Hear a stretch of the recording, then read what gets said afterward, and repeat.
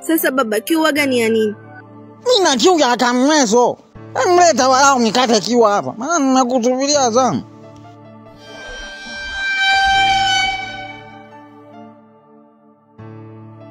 Ha? Weke tayo kamweso iko wapi? Baba, unajua huko nilikwenda nimekuta rafiki yangu na matatizo makubwa sana. Hivyo nikajikuta hadi nimesahau kanisa yenyewe. Yaani bora hata ungejisahau wewe mwenyewe huko kuliko kusahau kamweso. Unakuaga sana. Kimbia hivyo. Na usirudi bila kamweso.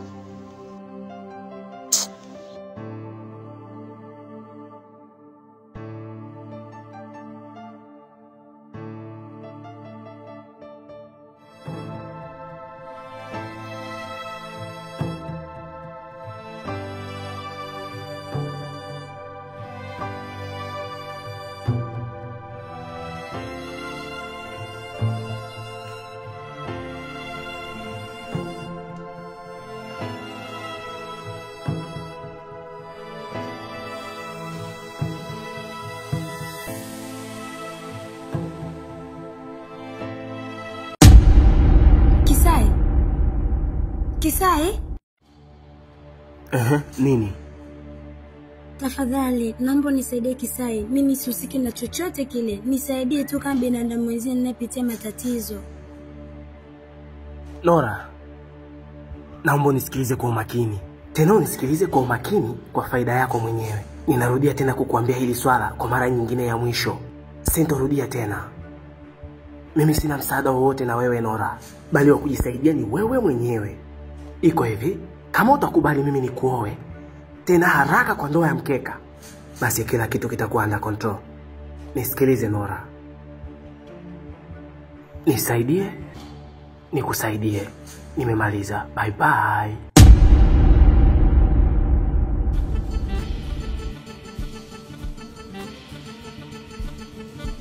Nora. Danora. Nora. Danora. Danora. Nora. We Nora. Nora. Danora. Nora.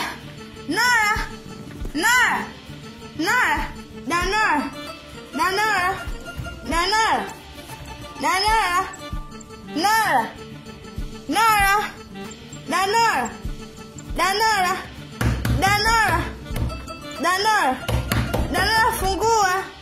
Nora. Fungua. Nora.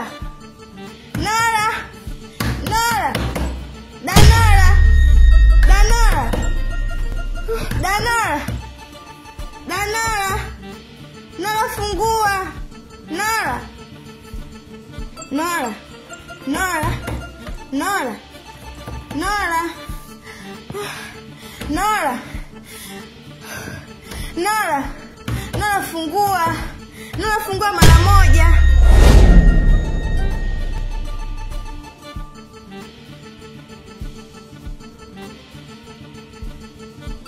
Kepi, ngoja kwanza. Unakumbuka ile demu?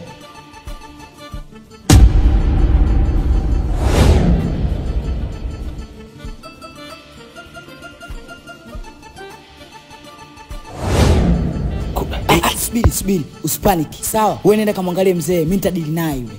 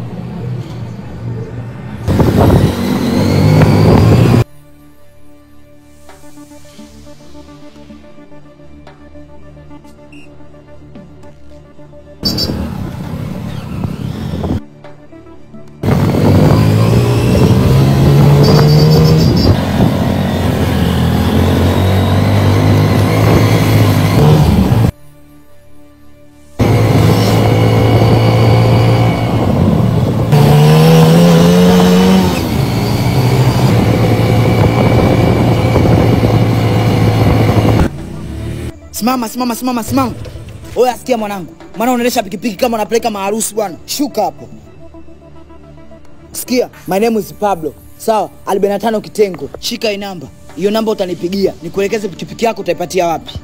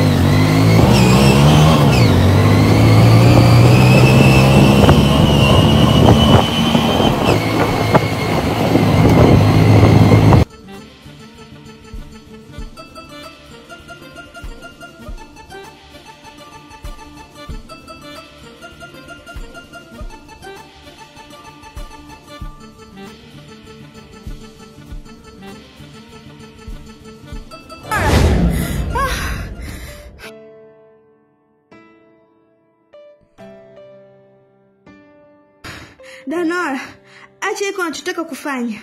Muli, mimi nimechoka na haya mateso humu ndani. Siwezi kuendelea kuishi tena. Ni bora nife tu. Sawa, utajua na kukimbia mateso humu ndani. Lakini umewaza juu ya mateso yasiokuwa na mwisho ambayo utakwenda kukutana nao huko kaburini? Uzuri, vitabu vyote vya dini vinaeleza juu ya adhabu atakaopatia watu waliotenda makosa hapa duniani. Na kumbuka, kuua napo ni dhambi na kujiua inahesabika kama dhambi ya mauaji.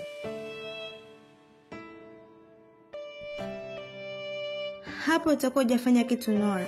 Tafsiri yake ni kwamba unakimbia mateso ya duniani na unakwenda kukutana na mateso makubwa ya huko kuzimu. Kwa hiyo mimi nifanyaje Muli? Nifanyaje na kuuliza?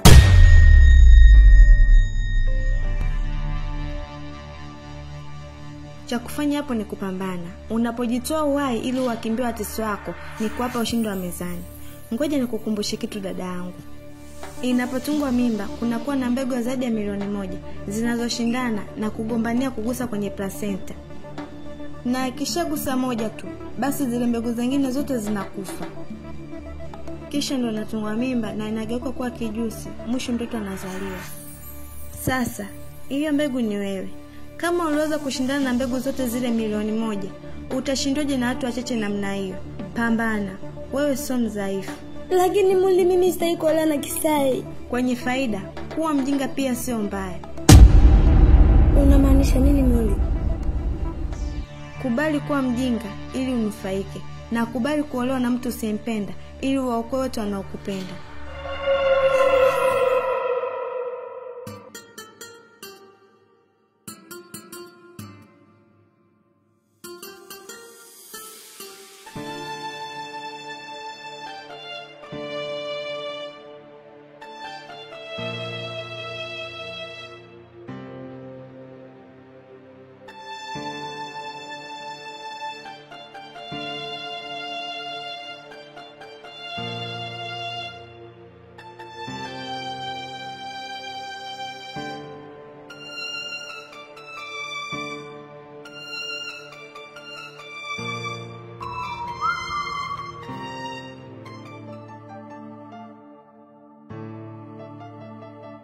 Binamu.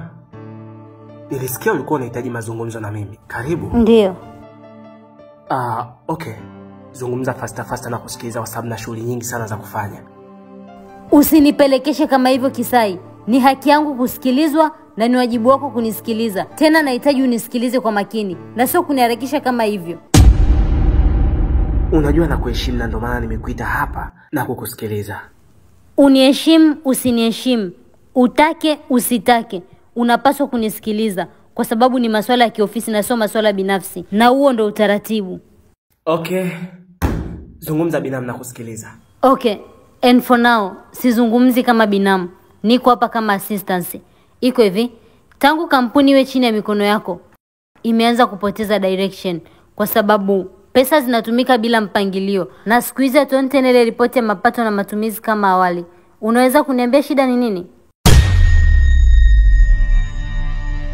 By the way, kuna jambo moja ambalo natamani ungelifahamu. Kwanza ningependa utambue kwamba kwa sasa system ya uendeshaji wa kampuni imebadilika. Kwa sababu mimi ndio mkubwa na nyie wote mnapaswa kufuata kanuni na sheria kutoka kwangu. Over.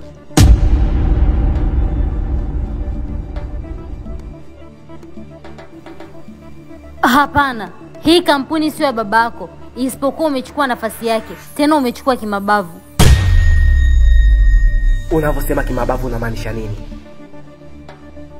Mimi sijachukua hii kampuni kimabavu, bali hii kampuni ilikuwa chini ya usimamizi wa mdogo wangu KP, ambaye kwa sasa amepotea na haonekani mahali alipo. Sasa ulitaka baada ya kupotea KP, ni nani ambaye alistahili kushikilia hichi kiti kama si mimi? Una uhakika hujui mahali KP alipo?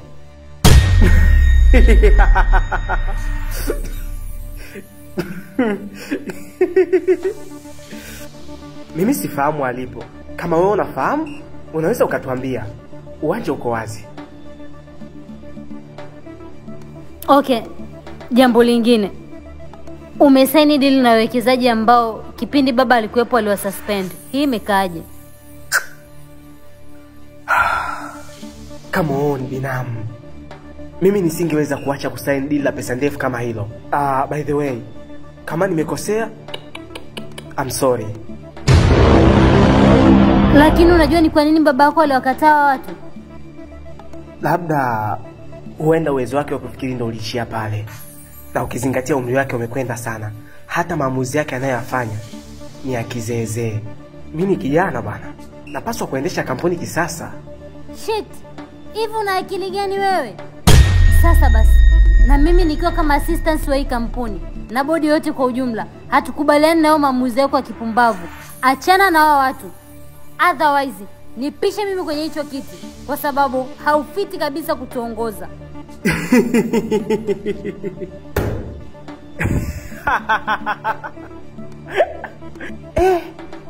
Yaani kumbe maneno yote hayo, hizo kona zote hizo ulizopita, kumbe shida yako ni hichi kiti? Yes, na kihitaji iko kiti kwa sababu mimi ndo ninayestahili kukikalia. Nisikilize kwa umakini, tena nisikilize kwa faida yako. Anayestahili kukikalia hichi kiti na kuiongoza hii kampuni ni KP. Mimi na wewe sote ni wavamizi. Lakini sheria inasema baada ya KP kuondoka ni mimi ndo ninayefuata. Na ili hiyo sheria ifanye kazi, ni lazima Mr. Aquino atie saini. Sasa basi, kama una uwezo, nyanyuka hapa, nenda hospitali, kamchukue Mr. Aquino, mlete hapa, atie saini. Akishatia saini, nitakuachia hichi kiti.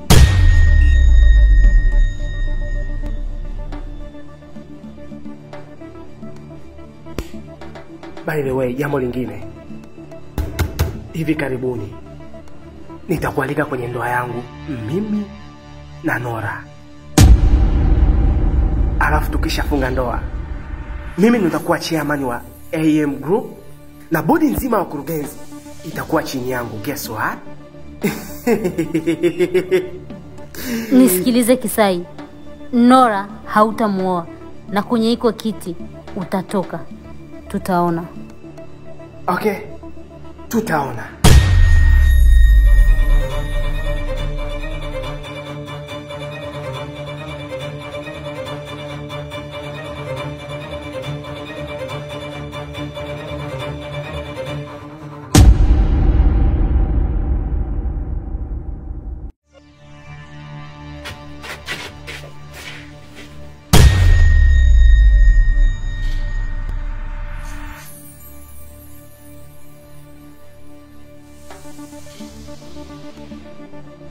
Binti mlembo kama wewe, badala ya kutulia kwa mumeo mpikie futari, unakuja kujiingiza kwenye mambo makubwa kama haya ili kubutuliwa onekane Pablo mkorofi. Binti, sisi hatuhitaji matatizo. Tuambie, Mr. Aquino au huyo D6 Square yuko wapi?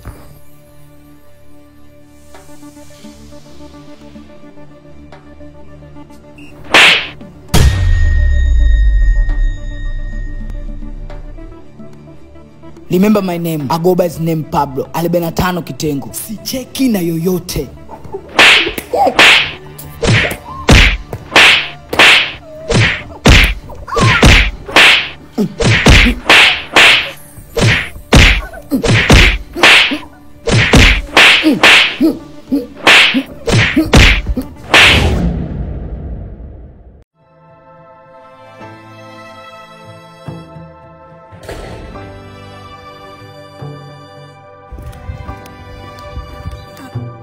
Niache kwanza.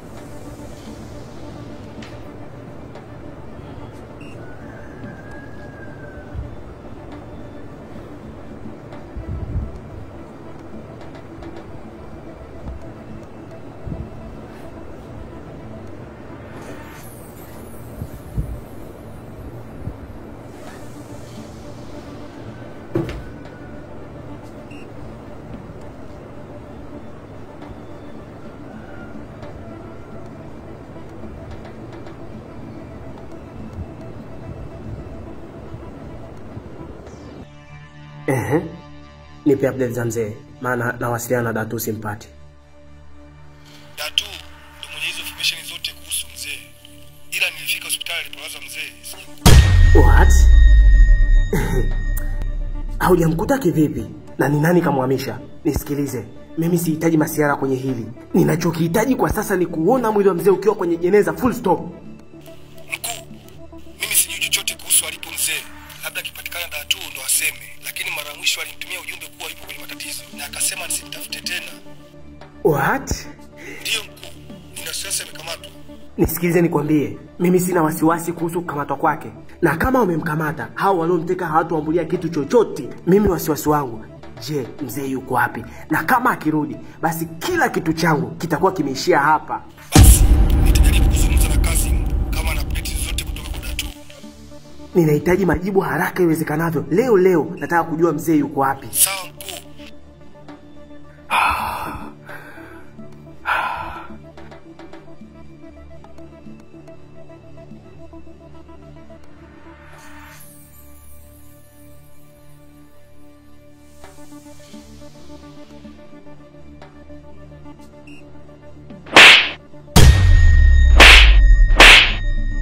Mwacheni jamani, mwacheni.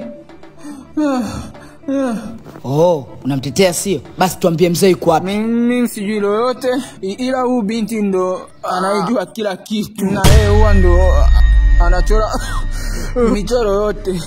Na ndio maana tunamuuliza yeye ili atuambie kila kitu anachokijua. Lakini ni bubu. Bubu? Ndio, hawezi kuongea kabisa.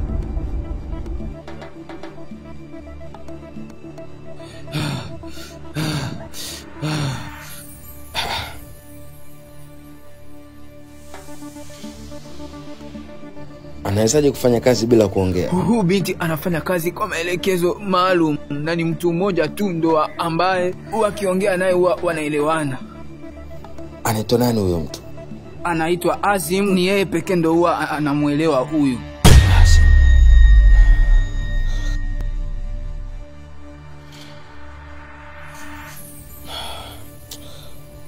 Anapatikana wapi huyo Azim? Kusema kweli mimi sijui.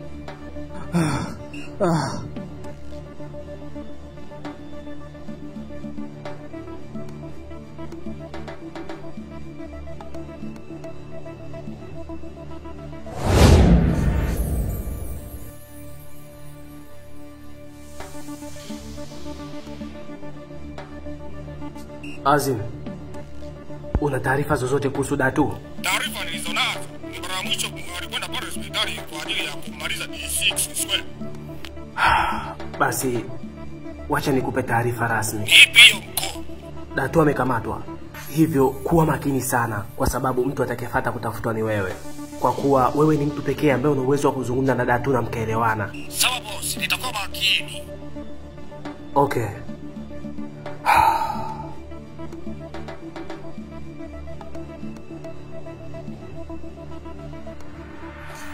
Nani? Minora. Ingia.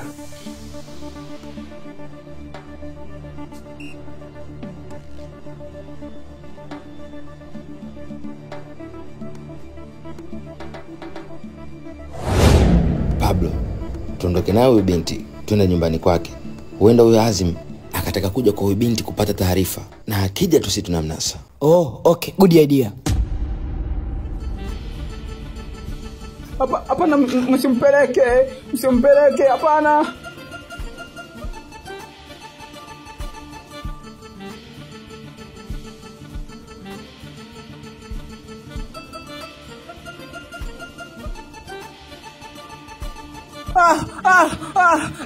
Na mimi naombeni mniachie jamani. Niachieni jamani.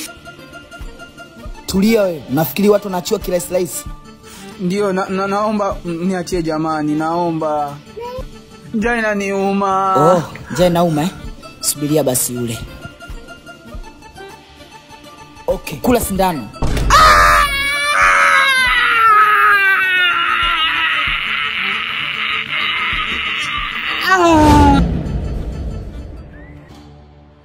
Unasemaje? Kisai, mimi niko tayari kuolewa na wewe ili ya mambo yote yaishe.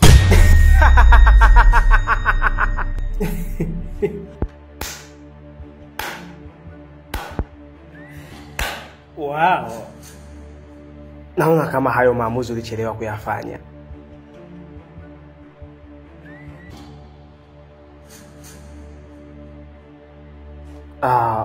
Nafikiri tusipoteze muda. Ikiwezekana leo au kesho tumuite shehe ili tuweze kufunga ndoa. Sawa.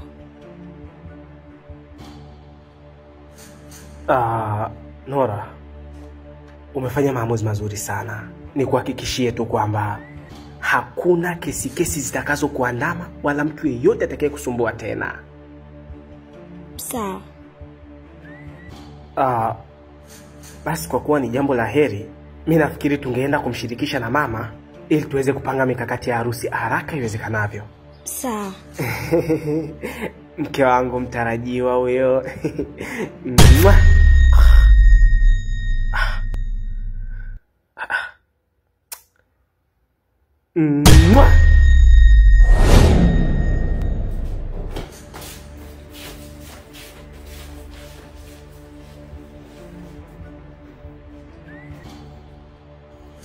Nisikilize wewe demu. D6 Square iko wapi?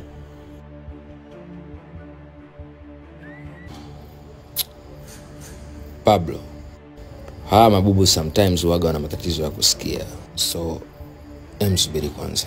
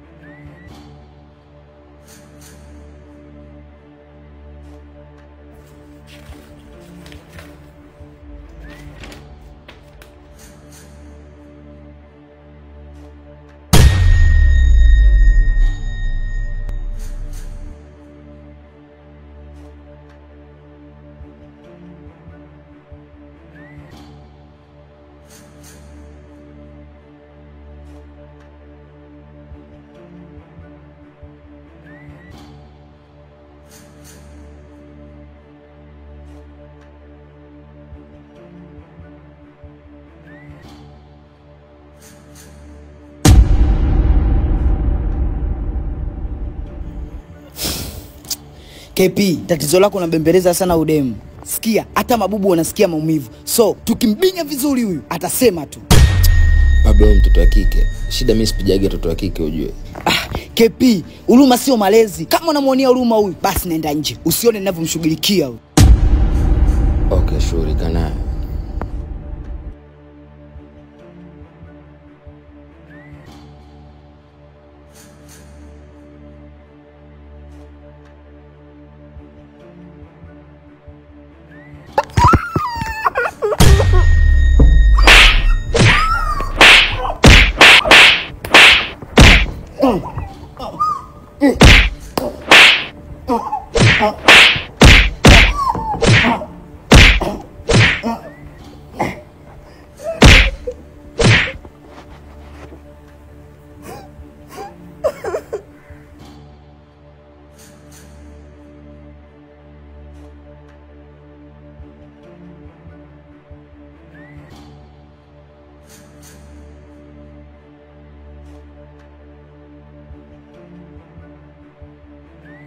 KP, huyu panya akashindwa kuvumilia maumivu ya mtego.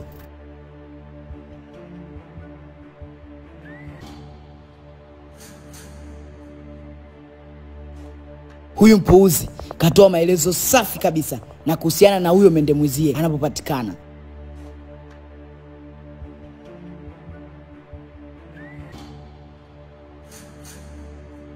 Safi sana Pablo, twenzetu.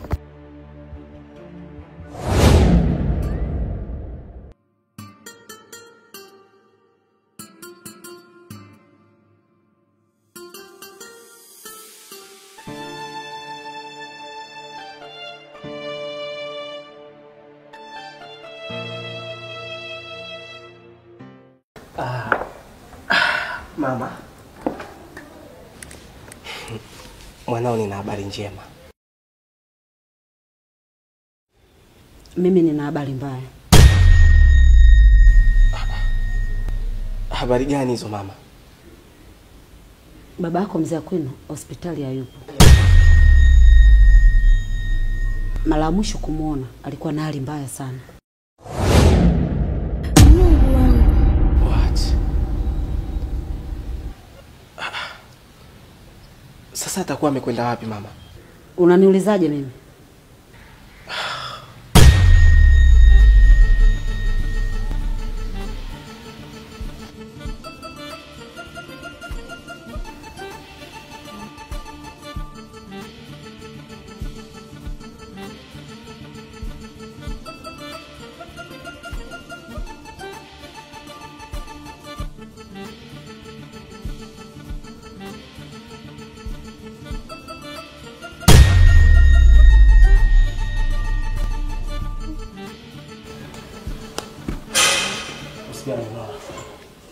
Nilikuwa kila kitu kitakwenda sawa. Kisai, unawaza mambo yako wana tena ili hali umwambie baba ametoweka hospitali. Nora, hata kama haijalishi, hii ndoa ni lazima ipite.